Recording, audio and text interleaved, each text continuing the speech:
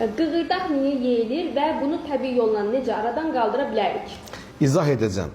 Qığırdaq yeyilməsinin 3 dənə səbəbi var vacib. Birincisi, bədəndə maddələr mübadiləsinin pozulması. İkinci, genetikdir. Üçüncüsü isə fiziki və ağır yükdür. Onun üzərinə düşəndə qığırdaq yeyilir. İnsan bədənində kalsium olur, qanında olur 1%, sümündə olur 99%. Qanda kalsium azalan kimi beyin qana siqnal verir və sümükdən kalsiumu çəkir. Sümük yumuşalır və nəticə qığırdaq yeməsi başlayır baş verməyə. Gedirsiniz həkimə, iynə vurdurursunuz, qel vurdurursunuz, öz işimizdir. İndi çoxunuz deyəcəksiniz ki, öz məhsulunu reklam eləyir, sən alma mənim məhsulumu. Mən öz işimi bilirəm özüm. Mənim fikrim insanlara düzgün maarifləndirmədir. Bir var təbii yolla, bir də var kimyəvi yolla. Təbii yolu seçən insanlar üçün 3 məhsul deyirəm. Birincisi, iyonlaşmış kalsiumdur. Niyə məhz iyonlaşmış? Çünki birbaşa qana sümüyə sovrulur, əks təsiri yoxdur, allergiya vermir. İkincisi, glukozamin xondratin sulfatdır.